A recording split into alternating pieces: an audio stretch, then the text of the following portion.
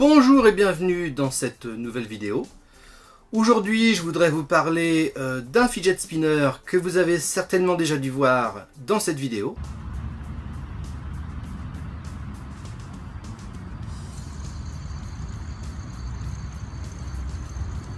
Voilà.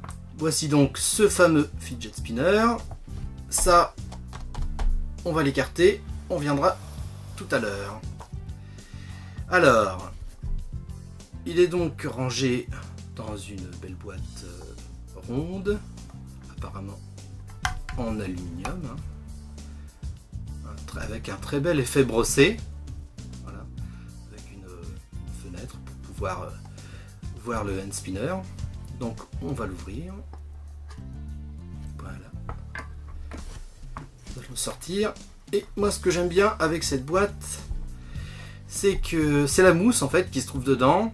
Elle a exactement la même forme que le fidget spinner PlayStation. Voilà.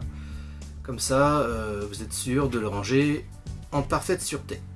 Mais on n'est pas là pour parler de la boîte, on est là pour parler de ce fameux objet.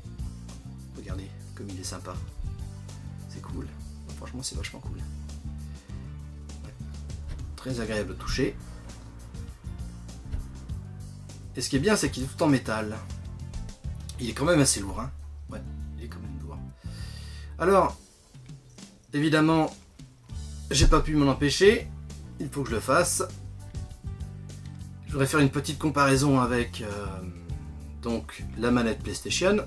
On remarque que d'un côté, nous avons le triangle, le carré, le rond, la croix, qui sont tous au bon emplacement.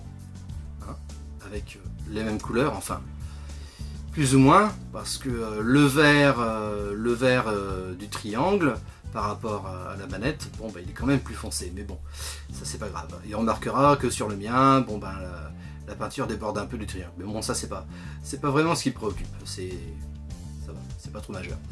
Ensuite, si on retourne le fidget spinner, ben, on remarque que le rond et le carré ne sont pas au même emplacement que sur la manette. Et je trouve que c'est pas plus mal d'avoir deux faces différentes, quoi. C'est plutôt sympathique. Et c'est bien qu'ils aient pas mis, ils aient fait quand même cette petite différence sur les deux faces, quoi. Voilà. Donc, c'est vrai qu'il est très plaisant. J'adore le bruit qu'il fait en plus quand il tourne. C'est un bruit très agréable. Par contre, alors là, je vais vous sortir quelque chose. Voilà, une belle boîte noire en simili-cuir, à l'intérieur duquel se trouve ce fidget spinner que je vais poser juste à côté. Regardez comme il est sympa aussi. Ouais, super cool aussi, j'adore.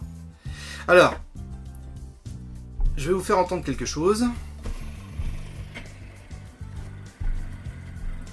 Je vais l'arrêter. Et maintenant, je vais lancer celui-là. Alors, on remarque que celui-ci est quand même beaucoup plus brillant que celui-là. Vous avouerez que au départ, celui-ci était vraiment silencieux. Bon, maintenant, il fait quand même un peu de bruit, mais beaucoup moins quand même que celui-là. Hein. Ouais, beaucoup moins. Alors, maintenant, je me suis amusé à faire une vidéo pour savoir, pour faire une comparaison en fait, entre deux fidget spinners. Un qui est plutôt lourd et un qui est léger. Donc on va regarder une vidéo tout de suite et on y revient juste après.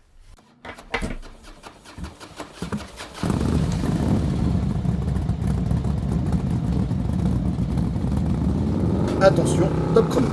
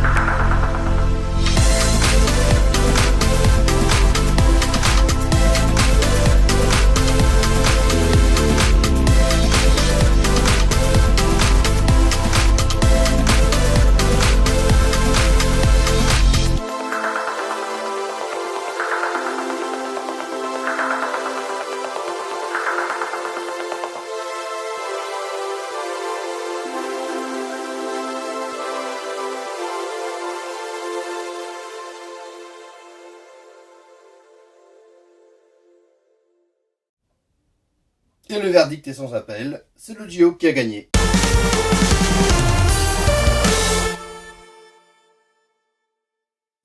Voilà, comme vous l'avez compris, le fidget spinner PlayStation a donc un temps de rotation plus court par rapport à un fidget spinner de cette qualité-là. Donc, en tant que fidget spinner, je vous le déconseille.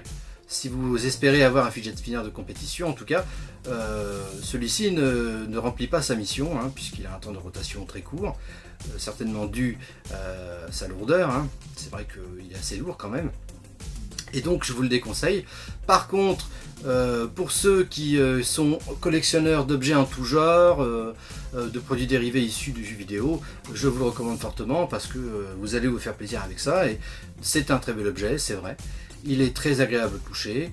Et franchement, oui, c'est un véritable petit plaisir. Alors, avant de finir cette vidéo, je voudrais vous parler de quelque chose. Il s'agit de ceci. C'est un fidget pad, hein. Donc je vais l'ouvrir. Voilà. Alors, bien sûr, pourquoi est-ce que j'ai ce fidget pad? Alors, moi j'en voulais pas hein, de ce fidget pad, hein. Mais le problème c'est que le fidget pad, justement, c'était la seule façon de pouvoir avoir le fidget spinner PlayStation, puisqu'il était vendu avec cette petite manette. Voilà. Je n'ai pas réussi à le trouver à l'unité. Peut-être qu'il est disponible maintenant, mais en tout cas, au moment où je l'avais commandé, il n'était pas disponible à l'unité. Voilà, ça c'est pour la petite histoire. Alors voici donc cette petite manette, hein, voilà, avec un joystick qu'on peut tourner dans tous les sens, hein, 4 boutons, un jaune et un rouge qui sont assez silencieux. Vous avez un bouton bleu, un bouton vert, qui sont eux bruyants.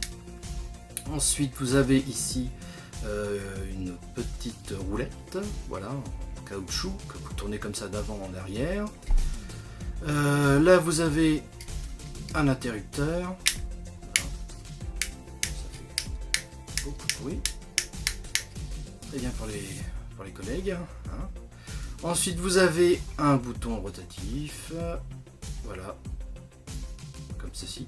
Vous avez ici un autre petit bouton, non pas celui-ci, pardon, excusez-moi, si c'est celui-là, oui c'est bien ça.